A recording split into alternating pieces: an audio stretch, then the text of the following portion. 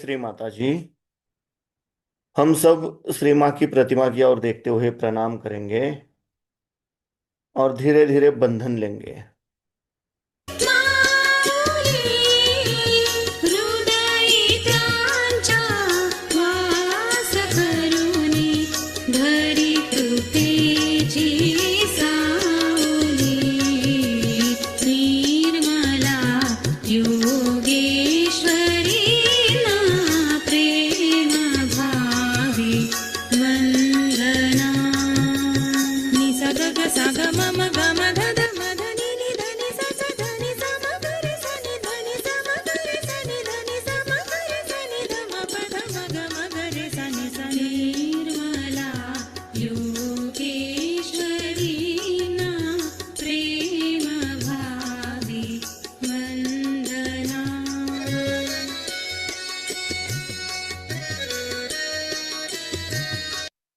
परम पूज्य श्री माता जी, आप ही साक्षात श्री आदिशक्ति हो।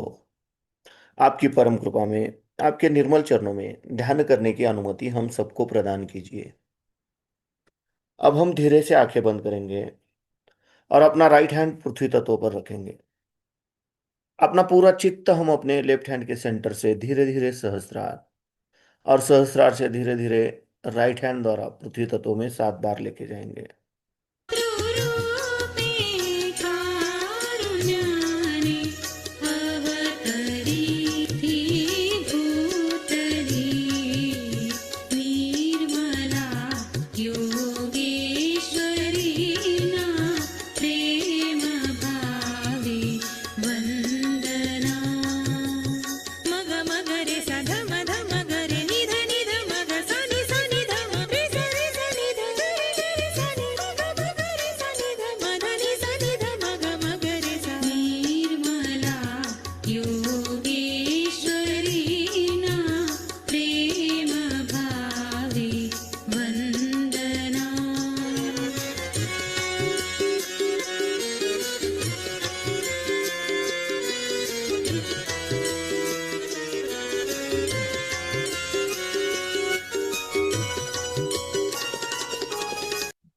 परम पूज्य श्री माता जी, आप ही साक्षात श्री महाकाली हो।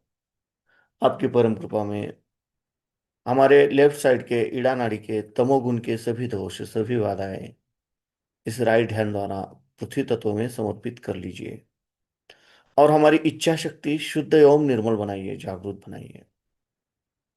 अब हम अपना राइट हैंड अपनी गोद में रखेंगे और लेफ्ट हैंड आकाश तत्व की ओर करेंगे। अपना पूरा चित्त हम अपने राइट हैंड के सेंटर से धीरे धीरे सहस्त्रार और सहस्त्रार से धीरे धीरे लेफ्ट हैंड द्वारा आकाश तत्व में 7 बार लेके जाएंगे।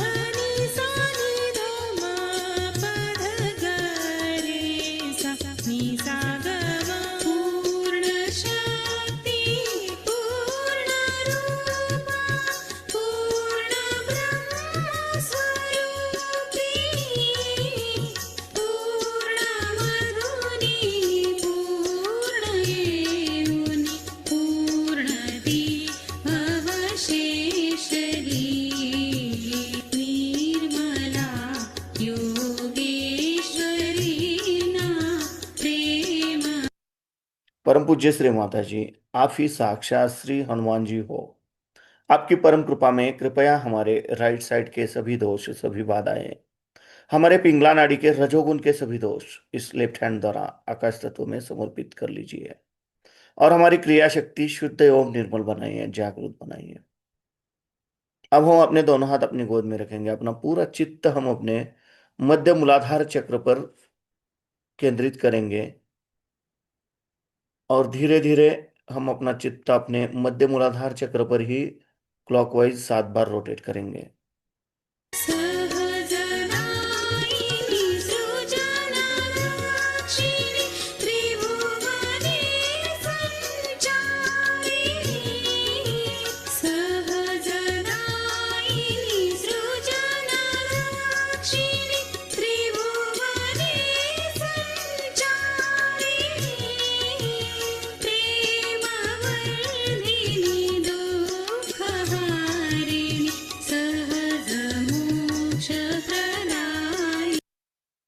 परम पूज्य श्री माता जी, आप ही साक्षात श्री निर्मल गणेश हो।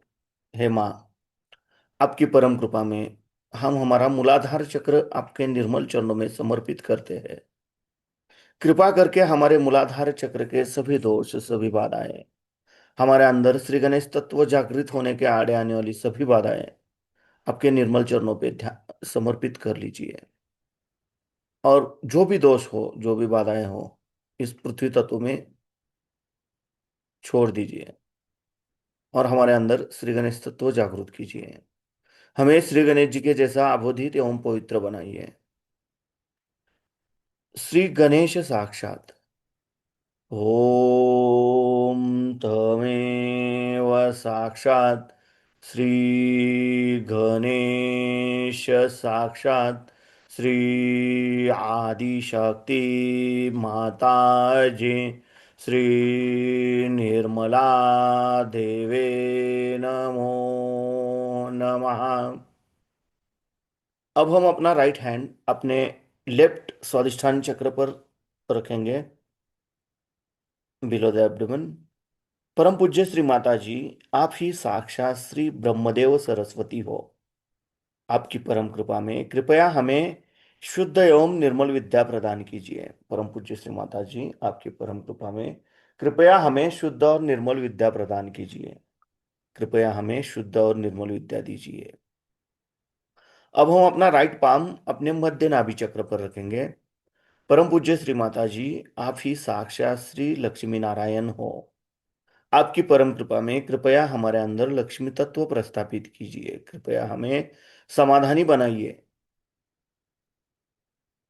अब हम अपना राइट पाम अपने नाभि के अराउंड अपने भवसागर पे क्लॉकवाइज 7 बार रोटेट करेंगे।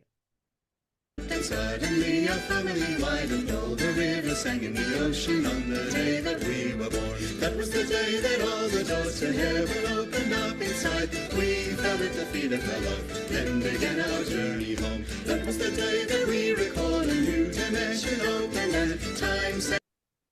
परम पूज्य श्री माता जी, आप ही साक्षात श्री आदिगुरु दत्तात्रेय हो। आपकी परम कृपा में कृपया हमारे अंदर गुरु तत्व जागृत कीजिए। कृपया हमारे अंदर गुरु तत्व प्रस्थापित कीजिए। अब हम अपना राइट पाम अपने हृदय पे रखेंगे, लेफ्ट साइड पे। परम पूज्य श्री माता जी, आपकी परम कृपा में मैं केवल एक शुद्ध आत्मा हूँ। मैं मन नहीं, बुद्धि नहीं, शरीर नहीं, अहंकार नहीं। मैं केवल एक शुद्ध आत्मा हूँ। मैं केवल एक शुद्ध आत्मा हूँ। कृपया आप हमारे हृदय में विराजमान हो जाइए। हमारे अंदर आत्म तत्व जागृत कीजिए। अब हम अपना राइट पाम अपने लेफ्ट विशुद्धि चक्र पर रखेंगे। यहाँ पे हम श्री विष्णु माया साक्षात मंत्र कहेंगे। ओम तमेव साक्षात श्री विष्णु माया साक्षात श्री आदिशक्ति माता जी श्री निर्मला देवे नमो नमः। अब हम अपना राइट पाम अपने आज्ञा चक्र पर रखेंगे। परम पूज्य श्री माता जी, आपकी परम कृपा में मैंने सबको क्षमा कर दिया है। मेरे मन में किसी के भी प्रति द्वेष भावना नहीं है। मैंने खुद को भी क्षमा कर दिया और सबको क्षमा कर दिया है। कृपया हमें सदैव क्षमाशील बनाए रखिए। अब हम अपना राइट पाम अपने सहस्त्रार पे रखेंगे और धीरे धीरे क्लॉकवाइज 7 बार रोटेट करेंगे। अमलारूप गोचर अविचल अगहारी आदि अनंत अनामय अकल कला। परम पूज्य श्री माता जी, आप ही साक्षात श्री आदिशक्ति हो। आप ही साक्षात श्री सहस्रार स्वामिनी हो। आपकी परम कृपा में कृपया हमें निर्विचारिता प्रदान कीजिए। अब हम अपने दोनों हाथ अपनी गोद में रखेंगे, अपना पूरा अटेंशन अपने दोनों हाथों से बहने वाले चैतन्य लहरों पे और अपने सहस्त्रार में केंद्रित करेंगे। और इसी अवस्था में हम आज गुड़ी पाड़वा पूजा का लेक्चर सुनेंगे। श्री माँ का हर एक शब्द हमारे हर एक चक्र पर कार्य करता है, इसलिए हमें पूर्णतः निर्विचार होके श्री माँ की अमृतवाणी सुननी है।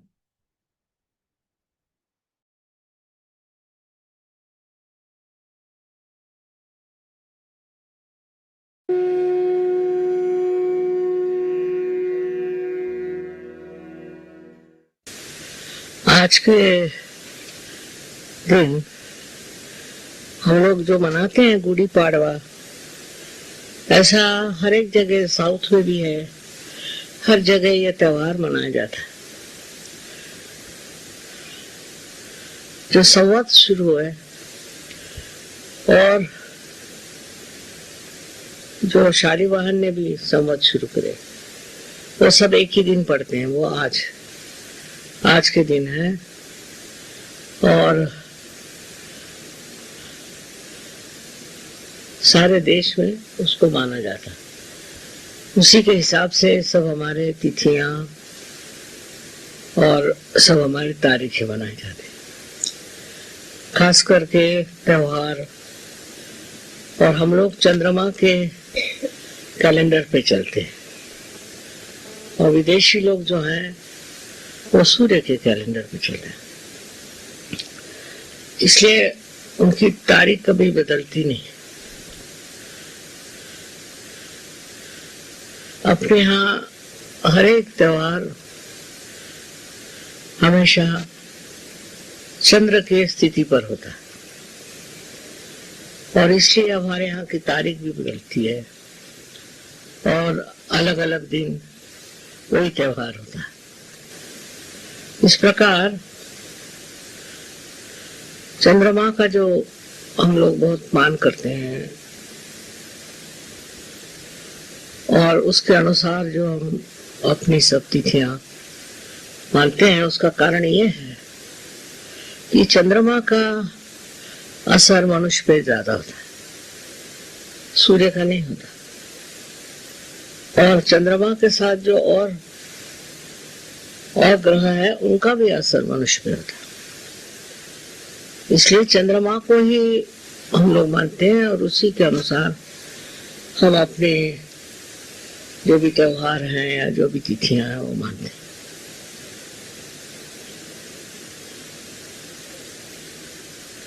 एक तारीख ऐसी जरूर है कि जो सूर्य के रूप से होता है और जब सूर्य दक्षिणायन से उत्तरायण में आता है,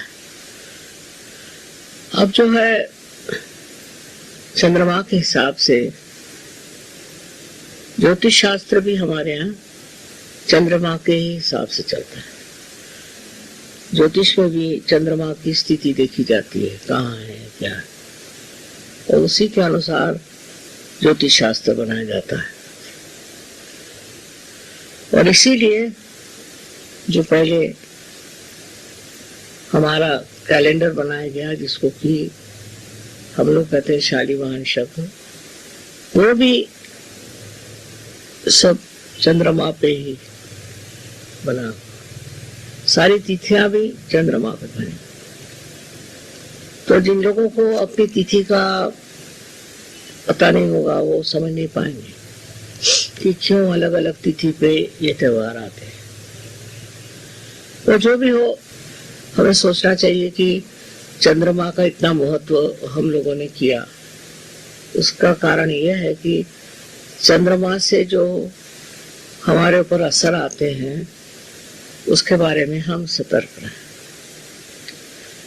चंद्रमा से सबसे बड़ा तो असर यह आता है कि हमारी लेफ्ट साइड उस पर आधारित है, जिसके बारे में बहुत कम लोग जानते हैं।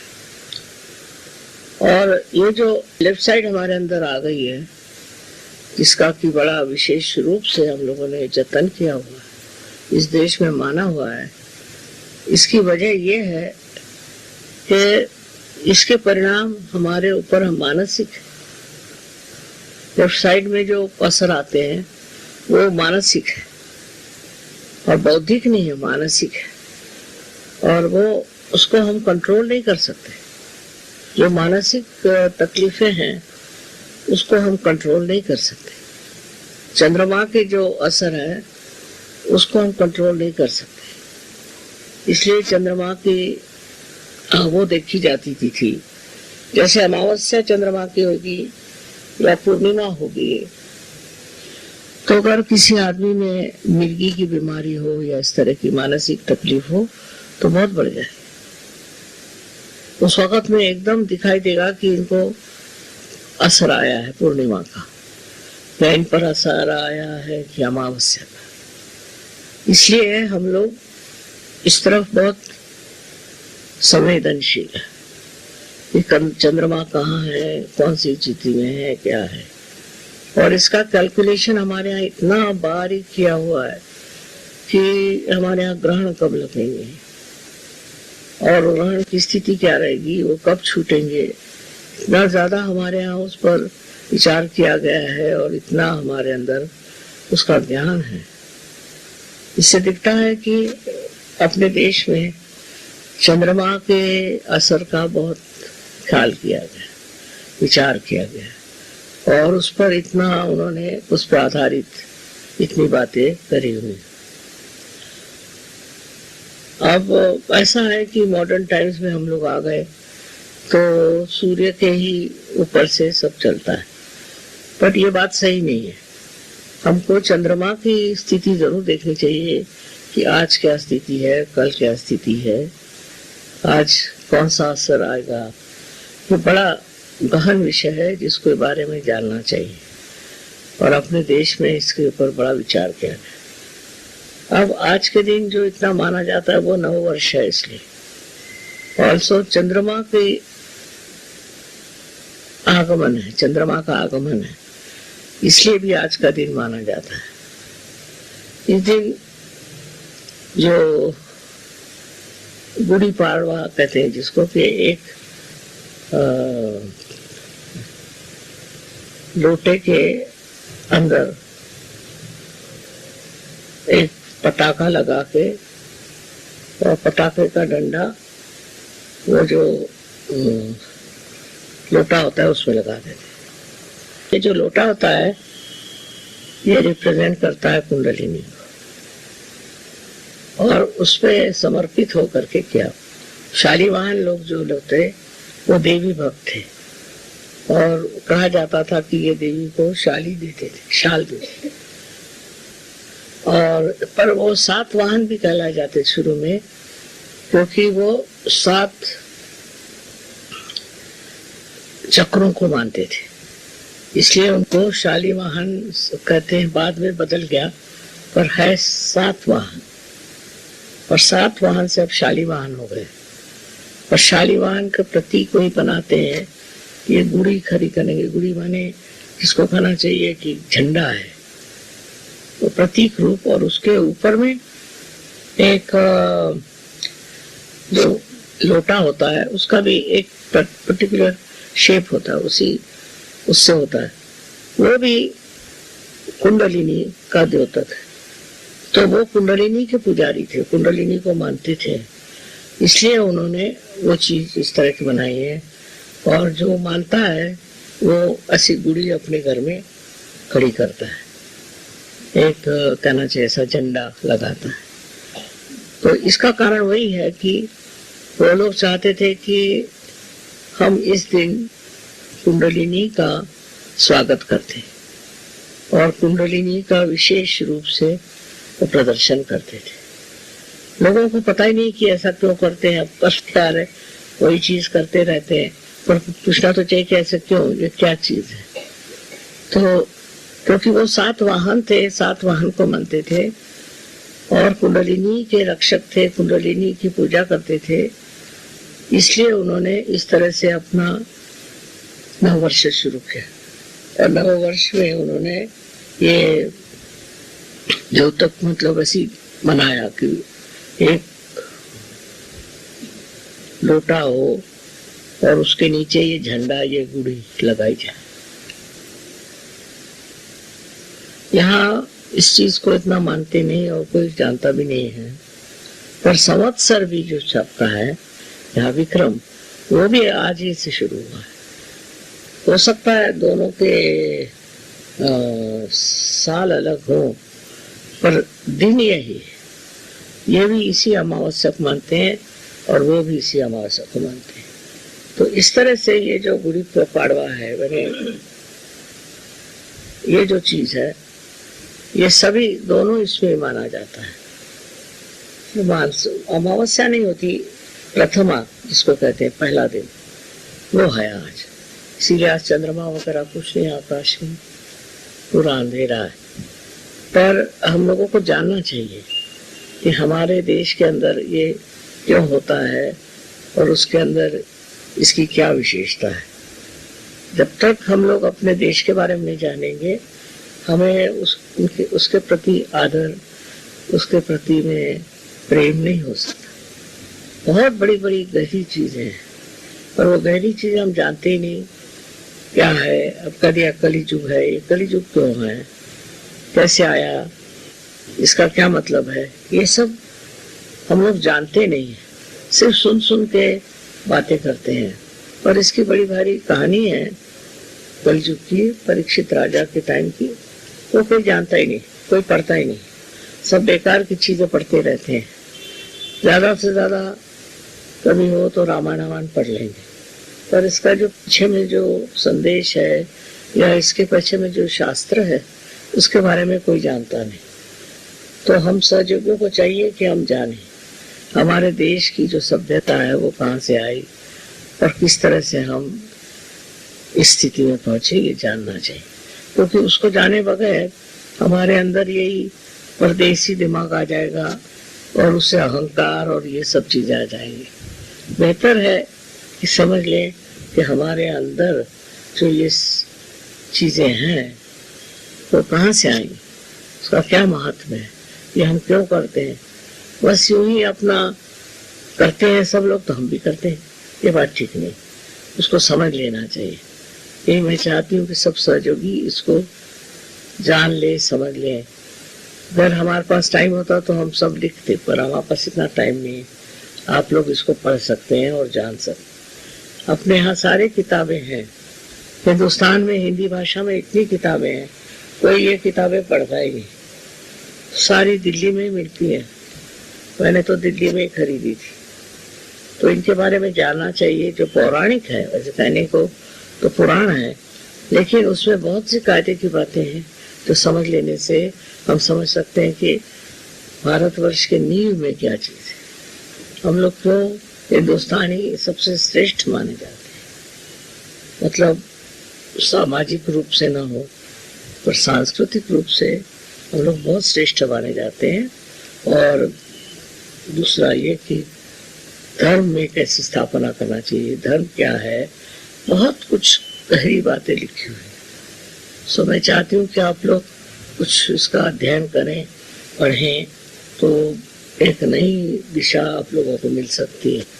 क्योंकि विदेशी भाषा जो है या विदेशी जो कुछ विज्ञान है वो बहुत ही ज्यादा सुपरफिशियल करना चाहिए।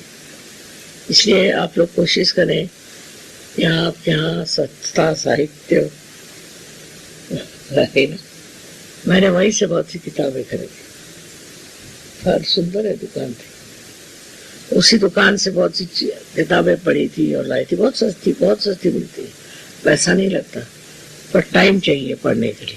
अब फालतू चीजों में हम पढ़ते रहते हैं, फालतू सिनेमा देखते रहते हैं, फालतू न्यूज पढ़ते रहते हैं, पर जो हमारा अध्ययन होना चाहिए वो बहुत गहन और ऐसी चीजों पे होना चाहिए जो हमारे पास बहुत सालों से आई। आज का दिन बड़ा शुभ है। वैसे मेरी इतनी तबीयत अच्छी नहीं थी, पर मैंने कहा कि अब ऐसे शुभ अवसर पे क्या करें, पूजा में तो जाना ही। अनंत आशीर्वाद है।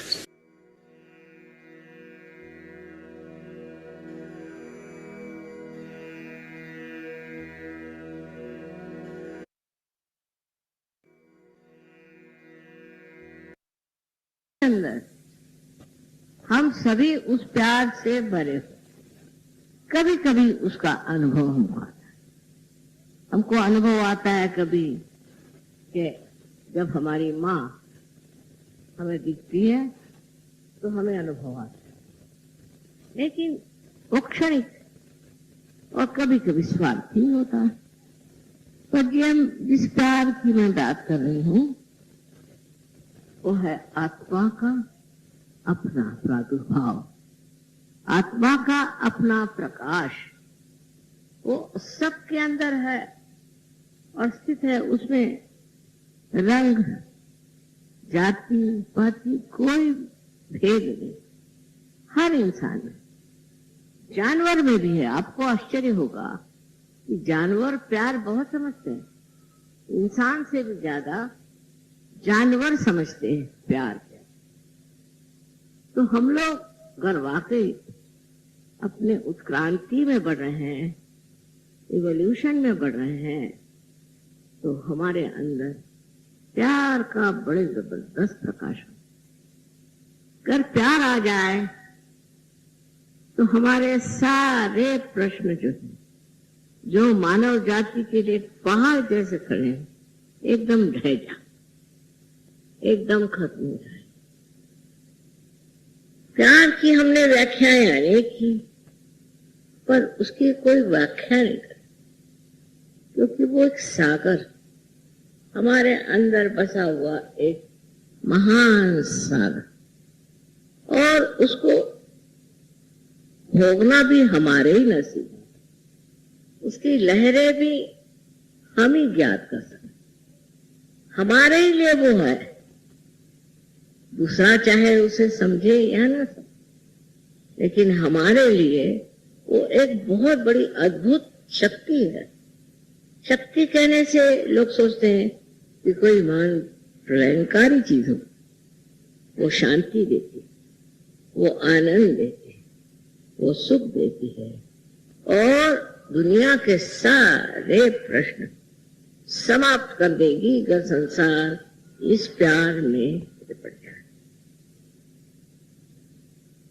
ये प्यार जो हमारे साथ साल हर साल अंदर ही छिपा बैठा है, अंदर ही कुमड़ा रहा है, उस पे अनेक आवरण। सबसे बड़ा आवरण है कि हम अपने को बहुत बड़ी चीज समझें। आप स्वयं प्यार हैं, इससे आप बढ़कर क्या हो सकते हैं? इससे आपकी कौन सी बड़ी हस्ती हो सकती है?